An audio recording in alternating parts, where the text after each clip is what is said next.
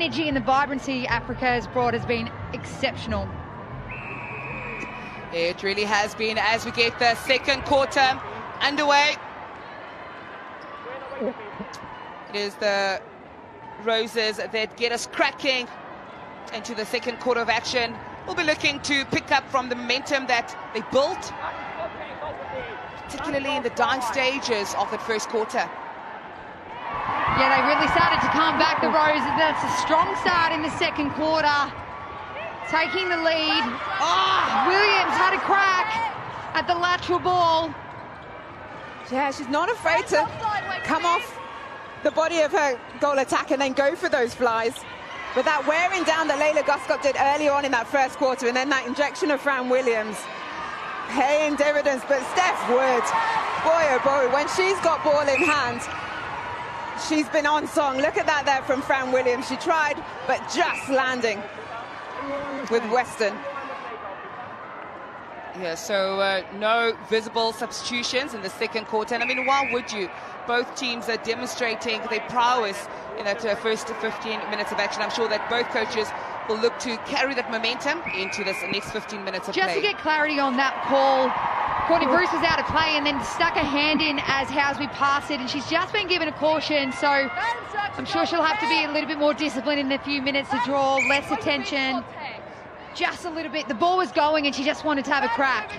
Well, let's go down. Stacey Murinkovic on the sideline. Stacey, you talked about fire in your bellies after the loss to England on Thursdays. You came up against a strong Jamaican side. What style have you changed now facing England today? To be honest, we haven't probably changed style. We're just trying to execute what we're good at. And I guess, you know, it's a tight tussle out there. There's a lot of bodies. And we're just got to try and keep in the line of the ball at the moment. Do you think there's a lot of whistle happening in this game and you're just needing to adapt, as you say, to take out and come out with those clean intercepts?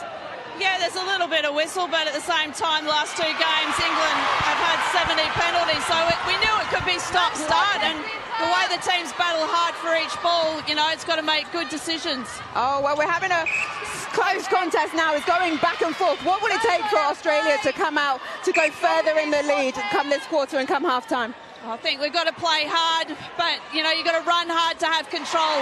We can't be passive in any moment. Thank you very much, Stacey. Thanks. Another great little tip there from Western, giving Australia a slight edge. Yeah, she has been superb, hasn't she?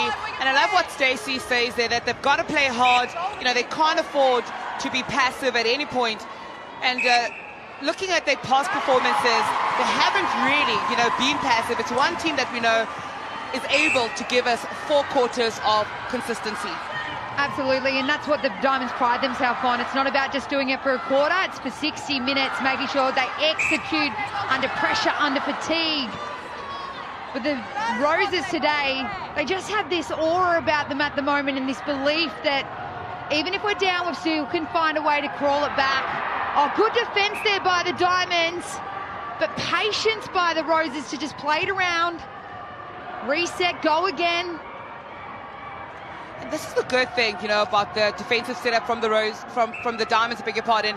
They're forcing the Roses to play that extra ball, reset, and I mean, that on its own just gives you a sense of how tightly a defensive game this is. Yes, Amir, and that pressure will wear you down over the course of a quarter, over the course of a full game, and then just when the right timing, you come out with those intercepts, but you need to do that work early on, and the Diamonds are certainly doing that. You see the replication of the same type of thing down the other end. The Roses doing well. Ah, good feed by Watson to Conan, forcing them wide, making them reset. But both teams very frugal with the ball in hand at the moment. High possession netball. 2 goals in it. Just into the 4th minute of the second quarter. There's the Roses again forced to play back. Options, found few up front. And those deep, long balls to Imogen Allison in the pockets working so well because you're going over all that pressure and all the hands of the Australian Diamonds. And then you can get circle edge, and it's so much easier to feed into a shooter from that position. But it takes coverage to take that risk of a pass And I'd love to see Bruce maybe sighting it a little bit earlier and having a flight, but she's so worried about Cardwell at the post, protecting that threat. Oh, this is good pressure as well, being exerted by the Roses. They're forcing the Diamonds to keep it short and sharp. A little 1-2, Wood, Watson, Wood, Watson. It's hard to break up. Mentor, she's everywhere, she's hedging, she's shutting down lots of options. She knows that goal circle better than anyone else, having played with them at the Sunshine Coast Lightning. And that was a great switch between her and Williams, but that feed in was so pinpoint that it found Conan under the post. So here's a call already called in the right-hand side of the court against Paige Hadley. Lots of shoving. Brazel stumbling over her feet. But you know what, it's good to see this contest being allowed to just play out. Let these players have a little bit of argy-bargy. Less whistle than yesterday is great. Oh, a little bit screwed. Oh. Brazel pleading that it was hers. Yeah, that's I think a surprise call there, and the crowd not happy with that. But be it as it may, it is the Roses that have possession.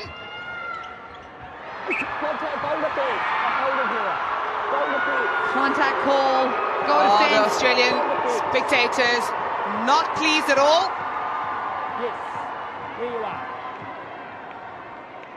Right under the post there for Housby. As we see a time called here, Sophie Garvin coming on to goal shooter for Conan. They didn't do this during the week, and I think it's a move that the Diamonds have looked at and thought, you know what, the change up with the holding shooter, Garvin on Mentor, might have just been what we needed. And when they brought Garvin on back in that test series last year, she was so crucial as Imogen Allison comes up with another defensive turnover, but ball comes into Australia's hand. But as you say, Maddie, Garvin, she can hold really well. She can take ball in that backspace, and she shoots at such high percentages.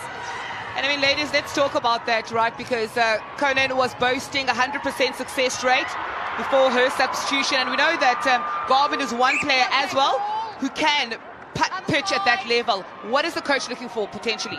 I think she's just looking for that change-up. They looked a little bit stagnant. As you see on that replay, Imogen Allison, she's attacking every ball, just not going the way of the Roses. Just having a bit of a wipe of the court here. But I think Garvin brings that different level, as we were speaking about, Pam was talking about that hold. She can also come out of the circle. She trains against Jiva Mentor. She knows her exceptionally well. They didn't put her out on day 7, but I think we missed that option to try and change it up. And why not try it early? Why not give it a go? We're sitting 2 up, get some confidence in. It'll just be on the release of the ball whether the Diamonds can release it early or whether they really be patient and work it to circle edge. So it's going to be interesting then to see what Garvin brings to the party. There's a bit of time out just to make sure that the court is safe for play to resume. And the umpire has given us the signal to go ahead. Now, Pamela, I mean, looking at that change made by Stacey Marinkovic, I know that we, spending a lot of time on it, but surely that must be a confidence booster for Mentor as well, knowing that, she's doing well and exerting enough pressure to disrupt the flow of ball into the Aussies' shooting circle. Oh, definitely. As a player, when your opposition is pulled off the court, you think, yes, I've done my job, I've done that well, and they're having to make a change because of what we're doing. But England now, a couple of turnovers not going their way. They now need to add that pressure in defense. So Mentor, Williams. Similar to what was happening in quarter 1, the Diamonds get a little bit of a snip, pull out. Oh, the feed! Not in the right position. Fran Williams gets it again. Just the roll off, as you see here. She moves her feet around. A little bit out of reach there for Sophie Garvin. Fran Williams comes up with the goods for the Roses. Yeah, she has been so impactful from the minute that she took to court, making a tremendous difference, improvement on the defensive side of the Roses. So you can see great appreciation from Jiva Mentor. Just, giving her pat on the shoulder for a job well done. Goalkeeper, throw back. The Roses here not taking any risk, working it as close to post as they can. And an uncharacteristic miss there by Cardwell, but she'll get another crack at it. Yeah, she was sat on 100%. 8 from 8, now goes to 8 from 9, but she's going to take that ball in hand. She's got that confidence to keep shooting those up. We also see another time Wood coming off, Austin coming on, as well as Jade Clark into the centre for the Roses and Imogen Allison to the bench. What's your take on these changes, Pam? Wow, it's like one coach does one thing, the other coach says, I'm going to react and try and... It's a game of chess. You know it. I absolutely love that, because clearly the coaches are, responsive to what's taking place on court. And I think, rolling in the subs as well to see if the players can offer something different. But at the moment, only 2 goals separating these two teams. Just 5.5 minutes to the halfway mark. I like the change of Austin on. Give Fran Williams something else to think about. She was getting on top of Wood there for a moment. And that's the, the best bit about both of these teams. They've got so many different combinations at their disposal to utilise at the correct moment. So it's great to see these players coming off the bench and seamlessly transitioning into the game. And that's it, Maddie. I think sometimes when you are sat on the bench, you have a chance to be able to look at what's going on, see how the passages of play are flowing, so that when you do inject into it, you can make that immediate impact and that immediate difference. And ladies, while we're talking about changes, particularly for the Roses and the options up front, are there any options up front, for Jess Thirlby? Because we've seen this Housby-Cardwell combination almost being a stronghold for the Roses in the circle. Well, she's not been afraid to bring on a Liv Sheen in at goal shooter. Nat Metcalf has also played goal attack. But you would say this Cardwell Housby combination is that strongest lineup to date in either position, goal attack or goal shooter for the both of them. Possession for Western there, was on the floor. You know what I'm liking? Players, you've got to fight it out right until the whistle blows, until there's a decision made. Just give her the ball back, goal shooter. But Western, she's been superb. Little tips, getting the ball in hand. Another opportunity here for the Diamonds. Yeah, and the Roses just need to guard against, just some of those errors or falling into the trap of what is currently being set up by Western. Oh, great feed. Bruce. Kira Austin, the angles working at side in that release. That was a better feed to Garvin. This combination is great in the goal circle for the Diamonds. Well, Austin not moving as quickly or as dynamically as I would say a Wood does, but she just moves herself into the right positions at the right time. That's important as well, Pam, because, sometimes it's not about necessarily being the collector, but as long as, you're able to get to the spaces that you want to, you're occupying the areas on court that you need to. And I think she's doing well. I mean, look at how high she is out of that circle, leaving it wholly for Garvin before she makes her way in as well. Second shot, she doesn't miss. She's calm and composed, Kira Austin. Oh, Metcalf going for that deep pocket to try and get herself right on the edge of the circle, and that's a much better offload to Cardwell. Definitely. The way she turned Bruce in that circle so that she had no ability to be able to go back into that space on that ball to Cardwell. I think Weston's been great in the defence end. Bruce a little bit quiet because she's been getting a lot of hand and a lot of intercepts, sitting third in the competition. Maybe we might see that change up with Clow and goalkeeper just to keep Cardwell guessing as to where the ball's coming next or where the defender is holding. Are you suggesting we potentially could see more changes coming in? I think we will. I don't think we'll see this settle for very long. There we go, Bruce. That's what we were asking for. She gets that tip. She must have heard me. She has been outstanding, and I think both, Weston and Bruce just have a good understanding of each other, and it's certainly yielding the dividends. Courtney Bruce has been waiting for that. She's let it go to the pocket, and then all of a sudden time and space allowed her to come out and fly. So only 2 goals separating these two teams, and with just less than 2 minutes to the halfway mark. And Diamonds are looking like a team in control in this quarter. Another mismatch in the circle. Sophie Garbin, little miss there. But when Fran Williams comes onto Garbin, expect that release to go quick from the Diamonds. Oh, look at this. It's the pressure that Bruce puts on. She didn't even get a hand to it first time round, but her body presence got in the mind of Jay Clark, and then she was able to get the pickup.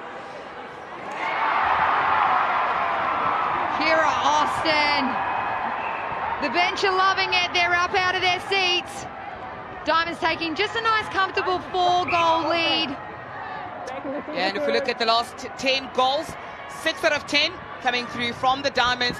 And we're seeing those 3 consecutive goals as well. And that's the momentum starting to shift on the side of the Diamonds. Attacking call there by Cardwell. Joe Weston getting the job done. And there's some patience here. The Diamonds having to work it around again.